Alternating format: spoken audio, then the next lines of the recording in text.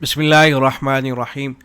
Health insurance سے متعلق بعض اہل علم کی آراء آئیں اور سوشل میڈیا پر وہ عام ہوئیں۔ اس کے بعد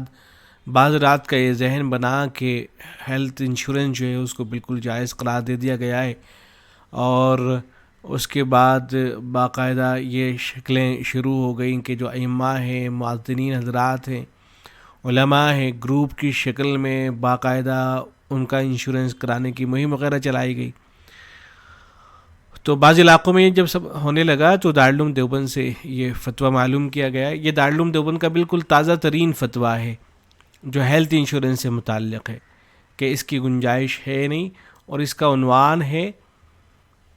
علماء، ائمہ، معززین کا اجتماعی طور پر میڈیکل انشورنس کرانا۔ تو دارالعلوم دیوبند کی طرف سے جواب آیا ہے۔ سوال کے اندر ایک سوال بھی ذکر کیا گیا ہے اور جواب بھی ذکر کیا گیا ہے۔ جواب جو ہے وہ تفصیلی طور پر یہاں ذکر ہوا ہے، اور دارالعلوم دیوبند نے اس کی فی الجملہ تصدیق فرمائی ہے۔ تو چونکہ اس سے پہلے جو ہیلتھ انشورنس سے متعلق گفتگو آئی تھی تو اس کو بھی حقر نے شیئر کیا تھا، تو اب یہ فتویٰ آیا ہے تو اس کو بھی میں ریکارڈ کرا رہا ہوں۔ اور حاصل اس کا یہی ہے کہ عام حالات میں تو میڈیکل انشورنس کرانا بہرحال جائز نہیں ہے، البتہ خصوصی حالات کا جو حکم ہوتا ہے وہ الگ ہوا کرتا ہے۔ تو آدمی اگر یہ محسوس کر رہا ہے کہ اسے میڈیکل انشورنس کی ضرورت ہے، پریشانی کے اندر مبتلا ہو سکتا ہے، تو یہ تو فقہ سیمینار کے اندر بھی تجویز منظور ہوئی تھی، اور وہاں کچھ اس کے اندر شرطیں بھی ذکر کی گئی تھی کہ ان چیزوں کا خیال رکھ لیا جائے۔ تو ایسے شخص کے لیے تو بہرحال میڈیکل انشورنس کی اجازت دی گئی ہے، لیکن عام حالات میں اور یہ جو اس طرح کی تحریک چلائی جا رہی ہے کہ باقاعدہ علماء اور ائمہ اور معززین کا ہیلتھ انشورنس کرایا جا رہا ہے، ضرورت ہے تب بھی اور ضرورت نہیں ہے تب بھی، اس طرح کی جو مہم چلائی جا رہی ہے، تو ظاہر ہے اس کی اجازت نہیں دی جا سکتی ہے۔ تو دارالعلوم دیوبند کا بہرحال موقف یہی ہے ہیلتھ انشورنس کے سلسلے میں، جو یہاں پر بھی ذکر ہوا ہے کہ عام حالات میں ہیلتھ انشورنس کرانا جائز نہیں ہے۔ دارالعلوم دیوبند کے جو فتویٰ ہے، وہ جو الفاظ ہیں اصل وہ دیکھ لیجئے گا آپ۔ میں تو تھوڑا سا پہلے جو سوال و جواب ہے اس کو پڑھ دیتا ہوں۔ یہ کوشش کریں گے انشاءاللہ کہ یہ فتویٰ آپ کو جو ہے PDF کی شکل میں بھی مل جائے۔ بہت سے حضرات نے تو اس کو دیکھ ہی لیا ہوگا، ان تک پہنچ گیا ہوگا، میں بھی اسی لیے ریکارڈ کرا رہا ہوں تاکہ زیادہ سے زیادہ لوگوں کے پاس پہنچے اور ان کے ذہن میں یہ رہے۔ ایسا نہ ہو کہ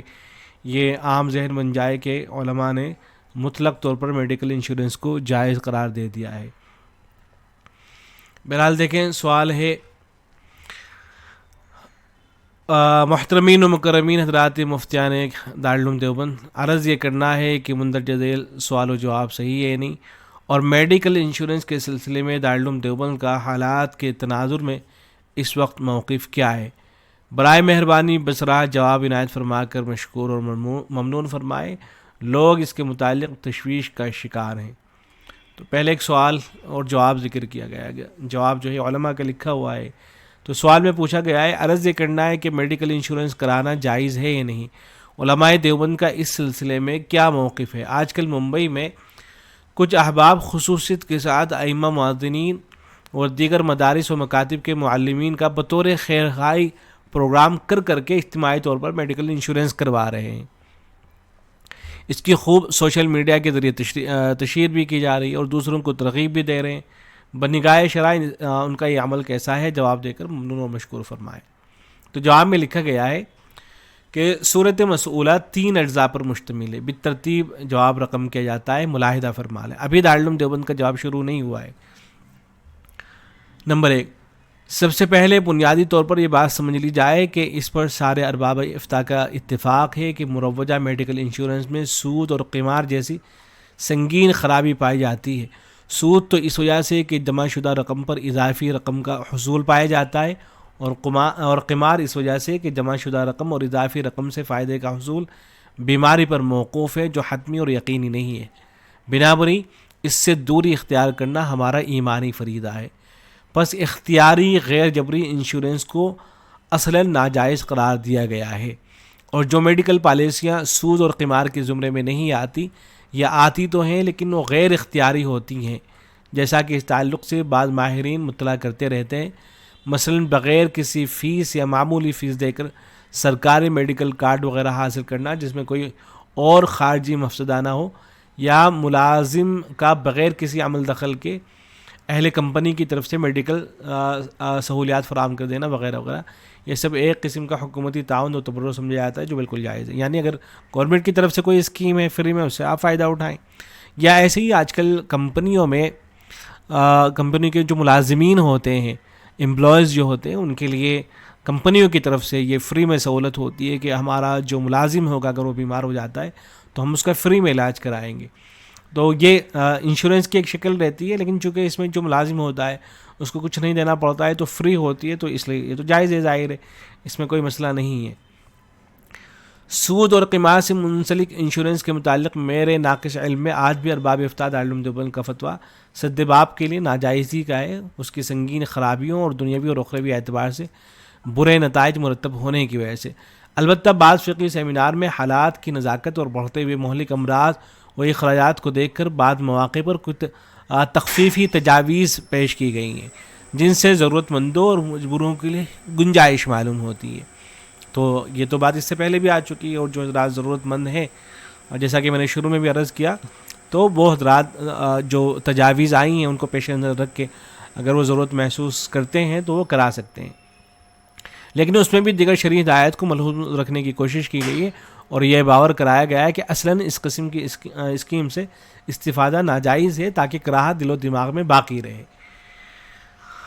اب رہا مسئلہ کہ بعض احباب کی طرف سے مستقل میڈیکل بیداری مہم چلا کر لوگوں کو میڈیکل انشورنس سے اجتماعی طور پر منسلک کیا جا رہا ہے، تو اگر اس کا تعلق منہی عنہ سودی اور قماری انشورنس کی پالیسی سے ہے تو یہ حد درجے افسوسناک کی بات ہے، کیونکہ شریعت اسلامیہ نے مجبوروں کی امداد کے لیے انہیں غیر شرعی اسکیموں سے بچا کر ان کے لیے بہت ہی پاکیزہ نظام فراہم کیا ہے، جس پر جتنی شکر گزاری کی جائے کم ہے، کیونکہ اس نظام شرعی میں جانبین کے حق میں بہت ہی خیر ہے جو اہل علم و دانش پر قطعی مخفی نہیں ہے. اور نظام خیر یہ ہے کہ اگر کوئی مجبور مستحقین زکوٰۃ میں سے ہے تو اس نظام زکوٰۃ کے ذریعے اس کی ضروریات کی تکمیل کی جائے، بلکہ سودی رقومات کے ذریعے بھی وقتی طور پر اس کی مدد کی گنجائش معلوم ہوتی ہے. ایسا آدمی کہ جو زکوٰۃ کا مستحق ہے، تو اہل علم لکھتے ہیں کہ ایسے آدمی کو پھر آپ جو سودی رقم ہوتی ہے وہ بھی دے سکتے ہیں. جو ہمارے بینک میں جو پیسے ہوتے ہیں ان پہ سودی رقم مل جاتی ہے بعض مرتبہ، تو ان پیسوں کو آپ جیسے ایک جو زکوٰۃ کا مستحق ہے اسے زکوٰۃ کی رقم دے سکتے ہیں، ایسے سودی پیسے بھی اس کو دینے کی گنجائش ہے. اور اگر اس کی مجبوری استحقاق زکوٰۃ کو نہ پہنچ رہی ہو تو صدقات نافلہ وغیرہ کے ذریعے اس کو تعاون کر کے تبرعات پر عمل کیا جائے. یعنی ایک آدمی ایسا ہے کہ ضرورت مند تو ہے لیکن پہلے سے صاحب نصاب ہے، زکوٰۃ اس کو نہیں دی جا سکتی ہے، تو ایسی صورت میں پھر اس کو نفلی صدقہ دیا جائے، جس کی ترغیب متعدد مقامات پر قرآن و سنت میں موجود ہے. اور اس وقت تو ہندوستان میں اچھی خاصی تعداد میں چھوٹی بڑی تنظیمیں، این جی اوز، بلکہ ہر سوسائٹی میں خلق خدا کی خدمت کا نظام بھی بنا ہوا ہے یا بنانے کی فکر ہو رہی ہے. اور حال یہ ہے کہ اس مد میں خوب چندہ بھی اکٹھا کیا جاتا ہے. لہذا اب ایسی صورتحال میں ضرورت ہے کہ خدمت گزاروں کو ترغیب دے کر تنظیموں اور کمیٹیوں کو مزید فعال اور مستعد بنایا جائے تاکہ ضرورت مندوں کی ضروریات بہتر طریقے پر پوری ہو سکے. لیکن یہ کیا کہ ایسے مجبور مسلمانوں کے لیے شرعی پالیسیوں سے صرف نظر کر کے انہیں غیر شرعی پالیسیوں سے حیلے و تدابیر کے ذریعے جوڑنے کی بیجا مذموم کوشش کی جائے، اور ترا ہے کہ یہ سلسلہ دراز کر کے غیر مستحقین کو تمام تر اسباب خیر اور تدابیر کے رہتے ہوئے نظام اغیار سے متاثر ہو کر حرام اسباب و تدابیر کی طرف منصوبہ بند طریقے پر دھکیل دیا جائے. یہ تو بالکل نہیں ہونا چاہیے کہ ضرورت بھی نہیں ہے اور پھر بھی جو ہے جو ایک حرام طریقہ ہے اس کے اندر لوگ انوالو ہو رہے ہیں، تو اس کی تو اجازت نہیں ہو سکتی ہے. اور افسوس والا ہے افسوس تو اس وقت ہوتا ہے کہ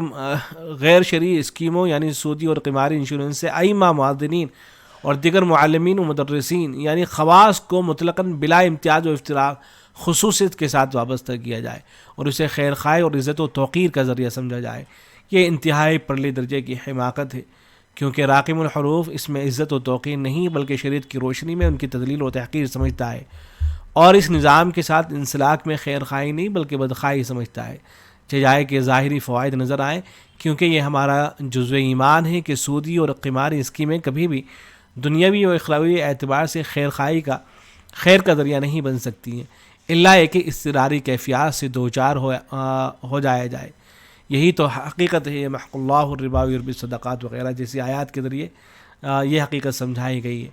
اور یہ بھی حقیقت ہے کہ مطلقاً ائمہ و معتنین اور معلمین و مدرسین مستحقین زکوٰۃ میں آتے ہی نہیں، اگرچہ ان کی تنخواہیں بظاہر معقول نہ ہوں کہ اس بنا پر مطلقاً سودی نظام سے منسلک کیا جائے، جبکہ اگر وہ بالفرض مستحقین میں سے آتے بھی ہوں تو ان کی ہنگامی ضروریات کی تکمیل کے لیے انہیں شرعی نظام سے جوڑا جائے جو اوپر مذکور ہوئے. غیر سودی اسکیموں، ہسپتالوں کی طرف رہنمائی، صدقات واجبہ و نافلہ کے ذریعے امداد وغیرہ وغیرہ. ذرا سوچنے کی بات ہے کہ اگر کسی امام و مؤذن پر ہنگامی حالات مثلا میڈیکل یا دیگر پیدا ہو جائیں تو کیا اس مسجد کے ذمہ داران و مصلیان کی ذمہ داری نہیں ہے کہ اگر کوئی غیر سودی اور غیر قماری جائز تعاونی سرکاری اسکیم سے واقفیت رکھتا ہو، رعایتی ہسپتالوں پر دسترس ہو تو اس کے متعلق ان کی رہنمائی کی جائے یا ان کے وقار کو ملحوظ رکھتے ہوئے انفرادی و اجتماعی انداز میں ان کا تعاون پر ابھارا جائے. یعنی حاصل یہ ہے کہ بجائے اس کے کہ ائمہ معتنین اور جو دیگر حضرات ہیں ان کو ضرورت بھی نہیں ہے تب بھی اس طرح کی اسکیموں میں دھکیلا جا رہا ہے، تو یہ تو غلط طریقہ ہے. لیکن بہرحال کوئی ضرورت مند آدمی اگر ہے اور فقہاء کرام نے اب علماء کسی عالم دین کو، معتبر عالم دین کو اپنی صورتحال بتا کر کے کہ میری اس طرح کی سچویشن ہے، تو اگر وہ عالم اور مفتی یہ سمجھ رہے ہیں کہ واقعی آدمی جو ہے زکوٰۃ کا مستحق ہے یا صدقہ یا انشورنس پالیسی جو وغیرہ ہوتی ہیں اس کے لیے جو ہے اس کی اجازت دی جا سکتی ہے، تو ان کو بتا دیا جائے تو پھر وہ صورتحال دیکھ کر فتویٰ دے سکتے ہیں، بتا سکتے ہیں کہ ہاں ٹھیک ہے تمہارے لیے اس کی گنجائش ہے کہ تم انشورنس پالیسی لے سکتے ہو، ہیلتھ انشورنس پالیسی. بہرحال یہ بہت تفصیل کے ساتھ میں سوال و جواب ہے. مجھے تو صرف دارالعلوم دیوبند کی تصدیق دکھانی تھی، انہوں نے حوالے پیش کر رکھے ہیں قرآنی آیات بہت تفصیل کے ساتھ میں، کتابوں کے حوالے ہیں بہت زیادہ اور بہت طویل گفتگو ہے. یہ نیچے آ جائیں گے آپ تو یہاں یہ افضل حسین القاسمی، ماں افضل حسین صاحب خادم الافتاء، صدیق احمد مسجد جوگیشوری، جنرل سیکریٹری جمعیت علماء شمالی مغربی زون، ان کا لکھا ہوا ہے. تو اس پر یہ دارالعلوم دیوبند کی تصدیق ہے. بہرحال جو دارالعلوم دیوبند کا موقف ہے وہ یہ ہے، یہ آپ دیکھ لیجئے. دارالعلوم دیوبند کی طرف سے جواب یہ لکھا گیا ہے: بسم اللہ الرحمن الرحیم، الجواب باللہ توفیق والعصمہ، حامدہ و مسلیہ و مسلمہ. میڈیکل انشورنس سود اور قمار پر مبنی اسکیم ہے، لہذا میڈیکل انشورنس کرانا یا اس سے لوگوں کو جوڑنا جائز نہیں ہے. دارالفتاء دارالعلوم دیوبند کا موقف اب بھی یہی ہے اور منسلک کا جواب فی الجملہ صحیح ہے. یعنی جو جواب دیا گیا ہے وہ بھی فی الجملہ صحیح ہے. تو دارالعلوم دیوبند کا موقف بہرحال یہی ہے کہ میڈیکل انشورنس سود پر مبنی ہوتا ہے یا گیمبلنگ پر مبنی ہوتا ہے، لہذا میڈیکل انشورنس کرانا یا ایسے لوگوں کو جوڑنا جائز نہیں ہے. تو اب یہ دارالعلوم دیوبند کا جب جواب آ ہی گیا ہے تو اب کوئی بھی اگر اس طرح کی کوئی بات چل رہی ہے تو محض اس کو سامنے رکھتے ہوئے لوگوں کو اس طرح کی ترغیب دینا کہ آپ بھی کر لیجئے، آپ بھی کر لیجئے، اور ائمہ علماء کو باقاعدہ اس اسکیم کے اندر دھکیل دینا ایک طرح سے، تو یہ ظاہر درست نہیں ہوگا. السلام علیکم ورحمۃ اللہ.